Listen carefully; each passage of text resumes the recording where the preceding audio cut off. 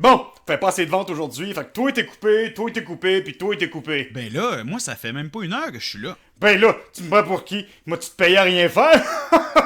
Oui, un employeur a le droit de vous couper pour la raison qui lui chante, mais cela étant dit, il y a quand même quelques obligations. L'article 58 des normes du travail oblige votre employeur à vous payer au moins 3 heures si vous êtes déplacé normalement à votre travail ou pour une demande express de votre employeur. Donc, si votre employeur vous coupez, il peut, mais vous devez soit avoir travaillé 3 heures ou de vous payer l'équivalent de 3 heures. Bon, regarde là, on va te faire signer un papier puis ça dit que tu veux travailler moins de 3 heures, c'est bon? Hein? Un papier qui vient indiquer que vous renoncez à votre droit à votre compensation a aucune valeur parce que la loi sur les normes, elle est d'ordre public. Ben oui, il a dit qu'il a fait signer un papier pour pas y payer le 3 heures. C'est ridicule. Comme ça, on pouvait s'entendre qu'on ne respectait pas la loi.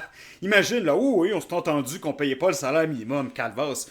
Une loi, ben, c'est fait pour être respecté. Attention, ne signez jamais un papier qui ne dit pas la vérité. Parce que si vous signez un papier qui indique que vous avez quitté précipitamment le travail pour des raisons personnelles et ou exceptionnelles, votre employeur pourra argumenter que vous n'étiez plus disponible pour travailler au sens de votre contrat de travail, ce qui rendrait les choses somme toute bien plus compliquées. Évidemment, vous pourriez argumenter que c'est faux, hein? Vous n'aviez pas une raison personnelle puis que vous étiez disponible pour travailler, puis que c'est une pratique courante de votre employeur de vous faire signer ce genre de papier-là standardisé à toutes les fois que vous travaillez moins de 3 heures, mais franchement, ça rend ça beaucoup plus compliqué. Il y a uniquement 3 moments dans lesquels votre employeur n'est pas obligé de vous payer la compensation de 3 heures.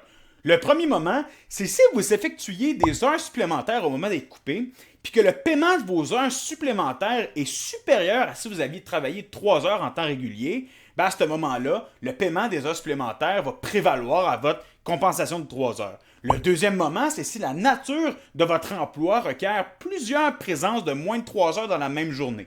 Et le troisième moment, c'est si la nature de votre travail fait en sorte qu'il peut être effectué normalement en moins de 3 heures. Tu penses que ton employeur te doit de l'argent? Un petit appel à la CNESST s'impose. Tu veux améliorer tes conditions de travail? C'est peut-être le temps de penser à te syndiquer.